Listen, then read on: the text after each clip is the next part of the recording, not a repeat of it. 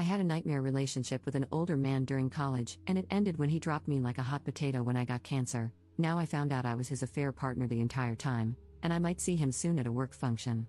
Posted by you/Captain Gazpacho. When I, 29F, was 21, I dated a guy who was too old for me. Kevin, 45M, was 37 at the time and an older student in my university program. I'd just gotten out of a bad relationship and thought Kevin was great. Of course, there were red flags everywhere, but I was so naive back then that I didn't question any of it. Kevin and I dated for 6 months.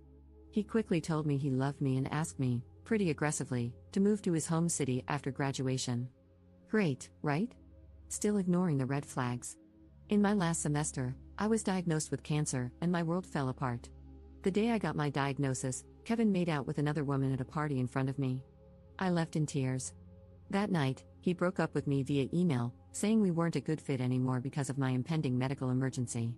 He admitted he was only with me out of pity after my previous abusive relationship and added that all our friends thought I was annoying and no one liked me. I felt like I'd been punched in the gut. My memories of that week are a blur.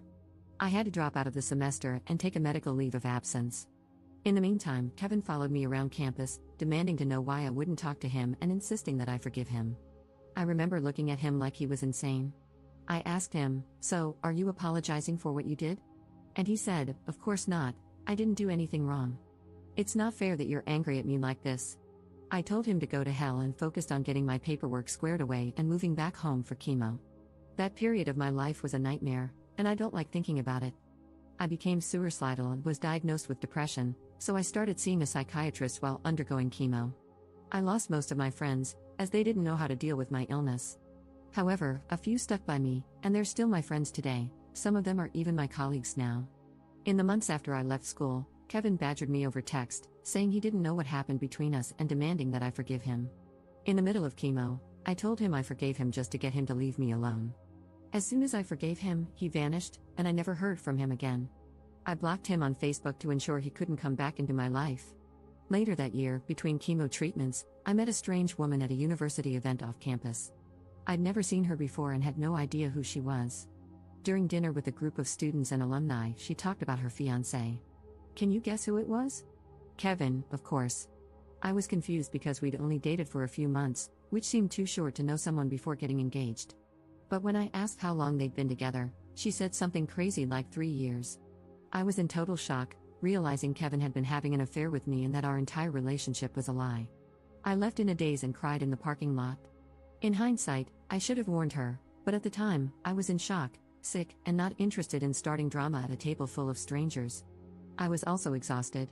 Later, I thought about finding her on Facebook, but I didn't know her name and worried that saying something would invite more harassment from Kevin, so I let it go. The good news is that I'm still here and happily in remission. 2 years after leaving school, I finally felt human again and went back to finish my degree. By then, I was doing really well. I made new friends, completed therapy, and started my career. Life is totally different now. I'm well known in my field and have even been invited back to my university as a guest of honor. My professors want me to speak to students, and I'll have a chance to network with visiting alumni who are big names in my industry. It's an amazing opportunity, and I was really looking forward to it. The only problem is that Kevin is on the guest list, along with a woman who shares his last name, presumably his wife. When I saw their names, my heart sank. The guest list is small, with maybe 50 alumni, so we're bound to run into each other. I can't skip the event because it's important, and I already promised I'd be there. Plus, I don't want to avoid things out of fear of running into someone like him. How do I handle seeing Kevin again? Should I treat him like a stranger? What if he tries to hug me like we're old friends? That's something he would do. I also have no idea if I should say anything to his wife. I don't want to reopen this can of worms from my past. I'm losing sleep over this and don't know what to do. Commenter. You don't give him any attention, and you certainly don't approach the girlfriend, even though you'd like to share a few things. Ops response. The idea of approaching his wife gives me hives. The last thing I want to do is open this Pandora's box. I feel bad for her, though. Update 6 months later. Well, thanks for your feedback, everyone. I wanted to give you an update. Something I failed to mention in my last post is that my mom used to teach at my alma mater before she recently retired. She didn't know about my brief relationship with Kevin years ago. After writing my post, I decided to share everything that happened with her. Mom immediately got this weird look on her face and said she knew exactly who I was talking about because he used to teach in my department. She said, "I don't think Kevin will be a problem for you." When I asked why, she said, "Trust me, you'll see. That guy is kind of a loser." So I went to the event, and it was amazing. I took some of the advice here and brought a girlfriend so I wouldn't be alone in case Kevin tried to pull something. I met a bunch of alumni and ran into a couple of people I had lost touch with when I got sick. Everybody was thrilled to hear how well I'm doing, and my speech got an ovation when I was done. Anyway, Kevin showed up with his wife. I don't know how to say this without sounding mean, but he's gotten fat and is going bald.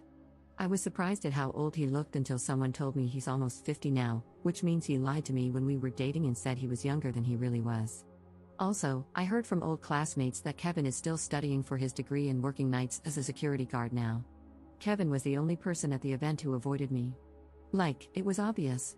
I thought he was going to avoid me all night until I accidentally found myself alone for 30 seconds, which is when he nervously approached me to congratulate me. I smiled, said thanks, and kept moving. He tried cracking a dumb joke to me later, but I just ignored him, which seemed to frustrate him. Overall, I just spent the night focused on the people around me and forgot he existed. Interestingly, he managed to repeatedly piss off a bunch of people, including his wife and one of the deans, throughout the night with stupid comments. It got so bad that people started a running joke about what an insensitive moron Kevin was. I'm so glad I went and didn't allow one jerk from my past to make me hide. I had a great time and was surprised at how unafraid I felt when I saw Kevin again. The memories from that time of my life were so traumatic, but now he's just some jerk I once knew. I'm not sure now WTF I ever saw in him or why I was ever scared of him. Oh, and by the way, I recently started a great new job that came with a big raise, which means I'll have my student loans paid off this year, so life is good. Thanks for your help, Reddit. Edit. Wow, the comments got locked fast. 2 things I wanted to add. 1. An acquaintance recently told me that Kevin and his now wife were apparently in an open relationship for a long time, including while he and I were together, and that she closed the relationship a few years ago because she got annoyed. I can only imagine the shenanigans.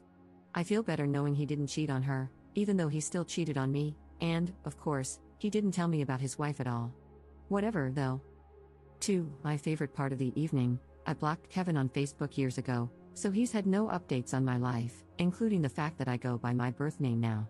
In college, everybody called me by a nickname, but no one's used it in years. So all night, he kept calling me by this super old nickname.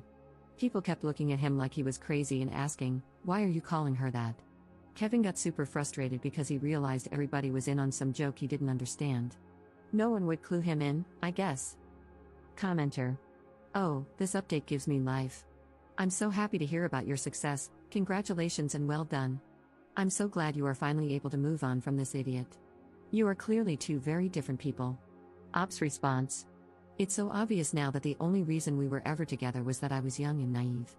Now that I'm almost 30, he doesn't make any sense to me. It's so weird and creepy.